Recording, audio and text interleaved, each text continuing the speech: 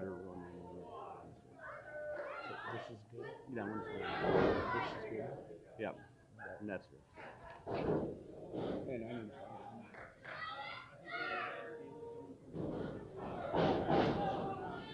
All right, ladies and gentlemen, we're back here on MCTV Live. Hopefully you guys will get an opportunity to check us out on the Facebook Live feed.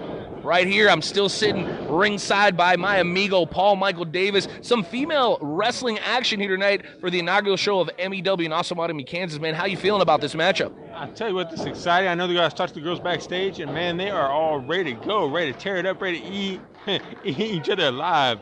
You can see right now on the ring. I mean, they mean business. Just because they're female does not mean they are less than the rest of these males. I'll tell you what, in some cases they're even more aggressive, and a lot of these women, they're just in for it for the fight. They want to get at these anxious moments out. You know, during the week, you're stressed out, you're going to the job, and on a Friday night, you come out to Osawatomie, and you see some hard-hitting wrestling action. You know, these gals like taking it out on each other, and I'll tell you what, to have the first victory in a women's matchup in the very first ever MEW show, that's got to be huge, and it'll definitely go down in history. Oh, well, man, most definitely. I mean, as far as MEW goes, as far as Midwest Elite Wrestling goes, this is part of the initiation of. I mean, bringing it to the people, to the masses. You gotta show them that you're strong, both on both sexes, the male and the female, and the women, as you can see on the field, on the ring. I mean, they're bringing it hard. Oh, they're definitely bringing it, and we see Sabra Black try to clothesline Sophie King, but the arm drag by Sophie King. And another by Sophie. Taylor, the smaller of the three competitors, definitely keeping her distance. And off the ropes against Sophie. Oh, and a shoulder block, and down goes Sabra Black. A little time to flex for the audience. Sophie's definitely looking to become one of the fan favorites here at MEW. Where elite wrestling lives. But I want to make sure everybody isn't too distracted. We still have your old friend, Paul, Nigel Rabbit on the outside, and I wouldn't put it past him to interfere even in a women's matchup. I tell you what, Nigel is, I mean, he's a bit of a snake, man. I mean, he tries to be all slick and smooth to the refs. I mean, kissed their butt a little bit, but he comes out hard and bites, man. He's tricky. He's a very, very cunning, great word, very cunning manager as far as he talks to the audience, talks to the crowd, talks to the ref, and he lets them know his presence, but just enough to get the distraction from the ref. I've been wondering myself for a little while. You know, he's got that family crest, and he's a very wealthy businessman from Europe. Not exactly sure what he's doing here in the world of professional wrestling, but if he invests his time and money in it, you know there's got to be something lucrative on the other side. Most definitely. I mean, the things he does is not known in this country, and the things he does, I mean, his tricks and trades, it's definitely from England. It's definitely from across the sea, across the pond. Well, we're definitely going to find out, and what we're also finding out is that Sophie King can have fun and kick some you-know-what at the same time. Most definitely.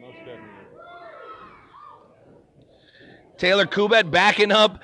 Oh, and a quick kick right to the side of the face of King.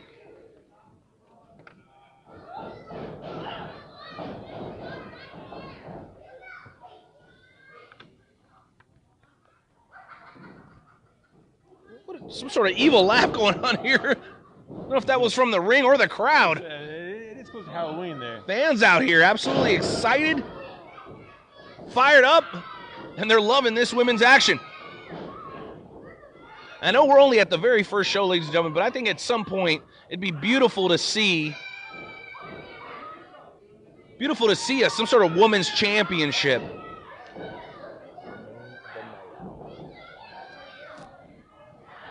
No, I tell you, definitely. I mean, we're going to definitely see a champion out of this group here. This is it's a big match. It's a three-way, and man, down and dirty. Down and dirty, and that's how we like to see it, man. I make my way all around the Midwest and throughout the country, going to different wrestling shows, serving as best as I can in any capacity. Also, you guys might recognize me from the Wrestle Talk podcast every Wednesday night, some of the hottest, biggest names in professional wrestling. Had a chance to talk to Ted DiBiase a couple of months back, and we talked about women's wrestling, how excited he was, especially about Midwest women's wrestling. So you spoke to the millionaire. Yeah, the Million Dollar Man, Ted DiBiase, WWE Hall of Famer. Man. We've also had an opportunity to talk to Paul Orndorff. We've just legend after legend. It's really been a privilege, and really, I still consider myself one of the biggest wrestling fans in the Midwest because that's what we're here to support. MEW is just another page in the book that's being written about how great pro wrestling in the Midwest really is. Oh, most definitely, man. And to talk to legends, the Million Dollar Man, Ted DiBiase, man, that is huge. And to talk to Paul, man, that says a lot about your stature, where you're coming from, your character, and where you're going to. I mean, it's about where you've been, but where you're headed to, and that shows a lot about you, Renee.